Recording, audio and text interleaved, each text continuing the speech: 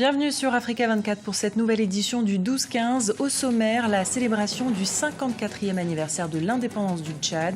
Une fête placée sous le signe de la Renaissance, comme nous l'expliquera notre correspondant sur place. L'Afrique toujours en état d'alerte face à la propagation du virus Ebola. Pour atténuer la peur des populations, les autorités prônent la sensibilisation. Reportage dans ce journal. Et puis au Bénin, la campagne cotonnière 2013-2014 a produit 307 000 tonnes. Des chiffres satisfaisants pour les autorités, même si la récolte a légèrement diminué par rapport à l'année précédente. Tout de suite, direction le Tchad qui fête ce lundi 11 août ses 54 ans d'accession à l'indépendance. Des festivités sont prévues dans plusieurs villes du pays. Cette année, la fête nationale est placée sous le signe de la Renaissance, comme nous l'explique notre correspondant sur place, Daniel Aboki. Le Tchad célèbre son 54e anniversaire d'indépendance. Les festivités marquant la commémoration de cet anniversaire se sont déroulées ce lundi à la place des Nations à N'Djamena, la capitale du pays. Et c'est en présence du président de la République Idriss Déby Itno, du Premier ministre, du président de l'Assemblée nationale et de nombreux invités venus d'autres pays africains.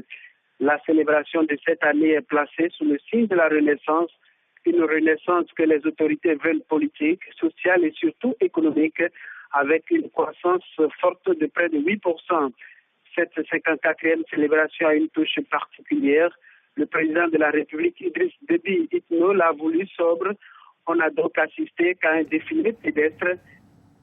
Quelques jours après la clôture du sommet Afrique-États-Unis, la Fédération internationale des ligues des droits de l'homme dresse son bilan. La FIDH était présente à Washington pour interpeller les dirigeants africains et américains sur les droits de l'homme.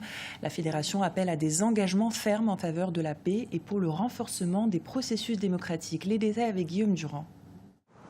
Même si la thématique des droits de l'homme n'était pas au centre des discussions lors du sommet Afrique-États-Unis, cela n'a pas empêché la Fédération internationale des droits de l'homme de se déplacer à Washington. Quelques jours avant le début de l'événement, la FIDH lançait un appel à destination des participants, un appel à des engagements fermes en faveur de la paix et pour le renforcement des processus démocratiques sur le continent. À l'issue du sommet, la Fédération dresse un bilan positif de ces rencontres. Le point qui a été mis en exergue concernait notamment les engagements que le président Obama et les autorités américaines doivent prendre par rapport à la protection du processus démocratique sur le continent africain, en tenant compte de tout ce qu'il y a comme rapport démontrant, noir sur blanc, de bilan négatif en matière de droits de l'homme, de respect de valeurs de dignité humaine. Créée en 1922, la Fédération internationale des ligues des droits de l'homme est particulièrement active sur le continent. La Fédération suit avec attention la situation au Sud-Soudan, en Centrafrique et au Mali. Je ne dirais pas qu'il y a de bons et de mauvais élèves, mais en général, nous constatons qu'il y a des crises et des conflits, comme au Soudan du Sud et en Centrafrique. Le continent est presque soumis aux attaques répétées des forces terroristes, alors que s'ouvre une vaste période d'incertitude avec près de 50 élections qui vont se dérouler d'ici 2016. La Fédération internationale des ligues des droits de l'homme compte 178 ligues membres dans plus de 100 pays. Elle coordonne et soutient les actions de ces ligues et leur apporte un relais sur le plan international. À Madagascar, c'est ce lundi que se tient une nouvelle session extraordinaire à l'Assemblée nationale. Au programme des discussions, le projet de loi organique sur la décentralisation, une loi dont dépendra la tenue des élections communales qui détermineront les nouveaux pouvoirs des autorités locales. Ce projet cristallise toute l'attention des députés. Écoutez l'éclairage d'Andrian Tsila, analyste politique. Une nouvelle session extraordinaire de l'Assemblée nationale donc s'ouvre ce jour en vue d'examiner et d'adopter des projets de loi organiques et des lois qui étaient inscrits à l'ordre du jour de la précédente session, mais qui n'ont pas pu être adoptés. Le gros morceau concerne l'examen et l'adoption du projet de loi organique sur la décentralisation, duquel dépend la réforme de la gestion des collectivités territoriales décentralisées, ainsi que des textes régissant les élections communales à venir. Des débats animés d'ailleurs sont attendus concernant une éventuelle redécoupage de la commune urbaine de Tananarive. Plusieurs groupes politiques jusqu'ici alliés à la majorité, donc à la mouvance présidentielle, ont déjà fait savoir leur opposition à ce projet, qui selon eux n'a été décidé que par pur calcul politique du parti présidentiel en vue des communales. Rappelons que cette loi organique aura à être adoptée avant la fin de ce mois, afin de respecter le délai de 90 jours nécessaire à la convocation des électeurs et pour permettre donc la tenue des élections cette année. L'Afrique intensifie jour après jour ses efforts pour lutter contre l'épidémie du virus Ebola. La Zambie et la Guinée ont également décidé de fermer leurs frontières ce week-end. En attendant de trouver un remède, les autorités sensibilisent les populations, un moyen d'atténuer la peur dans leurs esprits. Erika Ouraga. La fièvre hémorragique Ebola continue d'affecter les populations de certaines régions du continent. Le virus est de plus en plus présent en Guinée, au Libéria, en Sierra Leone et au Nigeria. Les autorités des différents pays sont à pied d'œuvre pour l'éradiquer complètement. Au Libéria, les populations contaminées de la ville de Djone ont été mises en quarantaine et les sorties sur la place publique se font rares. Nous avons entendu à la radio qu'il ne devrait y avoir aucun rassemblement public. Les personnes qu'on peut rencontrer dans les rues peuvent nous contaminer par le virus. On ne sait pas qui est contaminé, c'est la raison pour laquelle le gouvernement a dit non au rassemblement public. Il n'y a pas trop d'affluence sur le marché. Les agents de santé ne se battent pas seulement contre la maladie, ils doivent également enlever la peur d'une éventuelle contamination chez les populations des différentes communautés. Selon certains spécialistes de l'OMS, la sensibilisation et plus de communication restent pour l'instant la meilleure arme pour arrêter la contamination. Il est important de tendre la main aux communautés. Il faut utiliser toutes sortes de méthodes pour les sensibiliser. Dans les communautés, il y a beaucoup de leaders d'opinion. Qu'ils soient chefs religieux ou responsables locaux, ces personnes doivent faire comprendre aux communautés que le virus Ebola n'est pas une maladie mystérieuse. Des mesures appropriées doivent être mises en place pour se protéger contre la maladie.